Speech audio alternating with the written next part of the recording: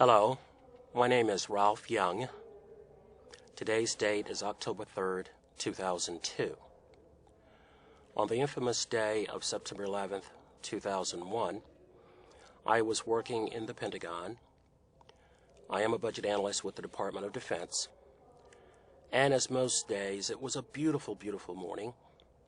And as with most days, my family and I awakened early to get to our places of work early to start our day and make it a good day. Of course, in my profession, being a budget analyst, that time of the year, we're quite busy. I cannot ever forget how beautiful it was and what a joy it was to be alive. I was at my computer taking care of some budget program issues, and one of my coworkers came to us and yelled for us to enter our boss's office to witness the events in New York City on that day. Most of us were just crunching numbers, trying to get our programs written to submit to Congress.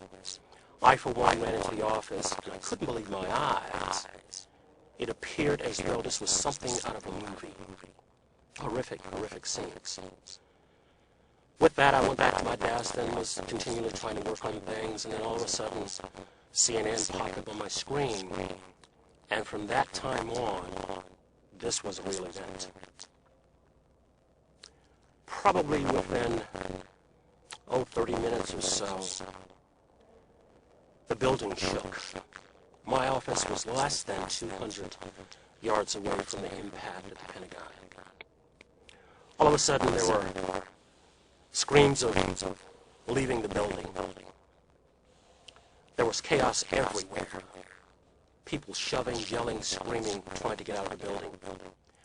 As soon as we exited the building, there was no doubt in my mind that a plane had hit our building. You could just smell the jet fuel in the air. And of course, being former military, being around a lot of aircraft and so forth, jet fuel is something that you never forget the smell of. People everywhere, chaos everywhere. One of the things most of us were saying that, this was war. Something was about to happen that was beyond any comprehension. I never, ever felt so angry at that time. Hundreds and hundreds of people on cell phones trying to contact their relatives, as was I. No connections, no nothing. Our boss, Mrs. Kathy Ferguson, bless her heart, she was the leader that we had all thought she was. She gathered us all up, all of my office mates, which probably totaled about 25 of us, and we started walking away from the Pentagon. Sirens blasting, people crying, people in frantic modes. We walked and walked and walked up until the time that we had decided to make sure that we had a roster of all of our people, so that we can contact family and friends. And all of a sudden, there was this car that had Maryland tags on it. And one of my office mates asked this person where she was going. She was headed to Maryland, my destination. So myself and two other office mates, Miss Candy Jones and Mr. Clarence Eldridge, this angel allowed us to ride with her back to Maryland.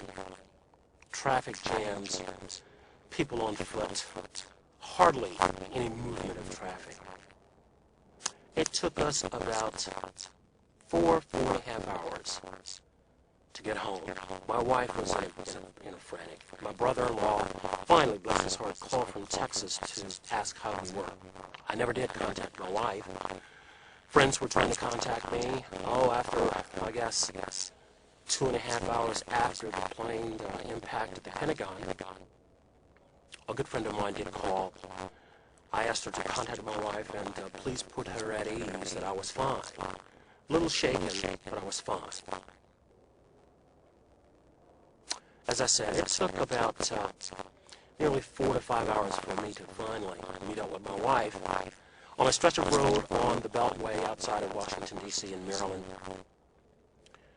That day, I probably shed more tears than I have in my entire life. My wife and I, might as well have been a flood when we were crying and hugging and kissing one another. And the Good Samaritan who brought my wife to the destination where we met, she was in all tears too. It was a very loving moment, but a very scary moment.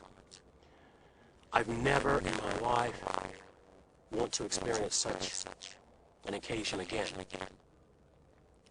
But I am a blessed man today because the good Lord apparently saw the need to keep me around. Calls, hundreds of calls from friends and relatives, literally from around the world, called to find out how I was, because they knew that I worked in the Pentagon. And I said before, the airplane impacted less than 200 yards away from our desk. I mean, the building shook, smoke billowing from everywhere. We were a very, very blessed group of people.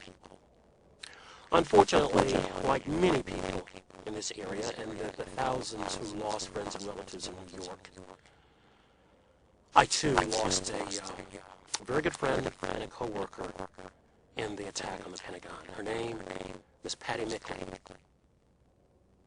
It hurts my soul today to know that Patty left this world so tragically and left such a beautiful family behind. Many of us worked with her many, many years ago when she was working for the Air Force.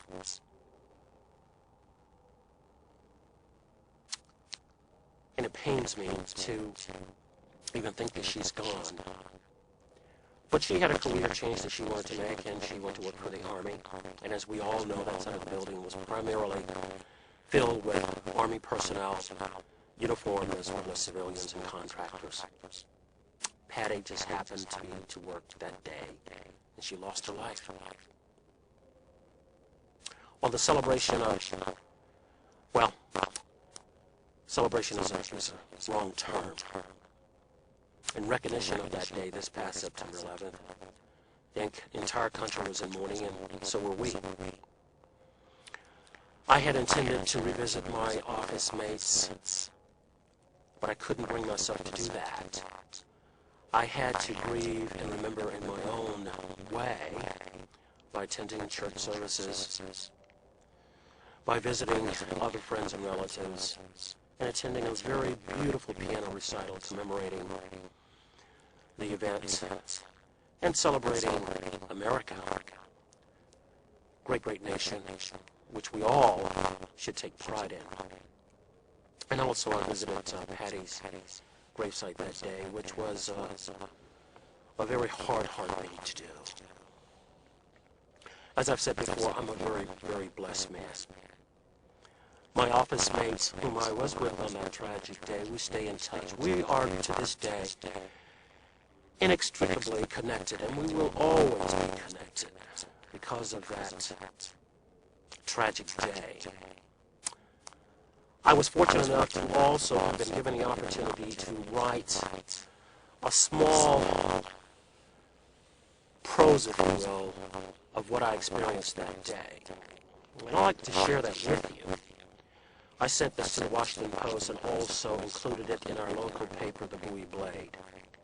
But it goes something like this. It's titled, Changed. One day after my mom's birthday, let it go, move on. I can't. Less than 200 yards away. You gotta see this. Glued to the food tube. The Twin Towers of fire. No way. Scenes from a new movie, perhaps. Boom. The building shook.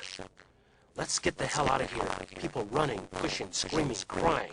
Oh my God. Smoke, sirens, the smell of jet fuel. We're hit. We're hit. Cries of war and revenge. Ex-co-workers are dead. It could have been me, less than 200 yards away. Let it go. Move on. But I can't. I live it and relive it perpetually. Yes, September 11, 2001 has changed me to understand that, and we all have known this, that life is such a precious, precious event. And we should wake each day and be thankful that our Lord, our Maker, whomever that might be, has given us one more day to challenge ourselves, to not only be good to our friends, our relatives, our loved ones, but to each other. What will come out of September 11th, I don't know. The country is still healing. We're still going through bouts of doubt. Could we have thwarted this effort? Could our intelligence agencies have done a better job? Perhaps. Who's to blame? No one really knows. Will we ever know? Perhaps not. I would pray that for the coming generations, that they understand that freedom in America does not and will not come cheap. Respect our country, respect our leaders, and make sure that we always understand that we have been blessed to live and work and worship in the freest nation on the face of this earth. God has blessed the United States of America, and I'm so proud to be a member of a civilized nation such as we. Yes, we have problems. Yes, we will overcome them. For the generations to come, please continue to take the torch of freedom. Look after those who are less fortunate. Pray for one another and lift one another up in prayer and give of yourself. I hope one of the things that comes out of this is a positive attitude that we need to give more of ourselves to our communities, to our children. Help one another, and please be kind to one another. I thank everyone for this opportunity to speak to you, and I pray that we will never, ever forget what has happened to us. This, much like the attack on Pearl Harbor, much like the incident that occurred in Oklahoma, this is another cross to bear for our generation. Each and every generation will have its cross, but this is our cross to bear. Every September 11th, I'm sure that there will be times that we need to reflect on who we are, where we are, and where we're going as a nation. I pray that we never, ever experience such a tragic incident again.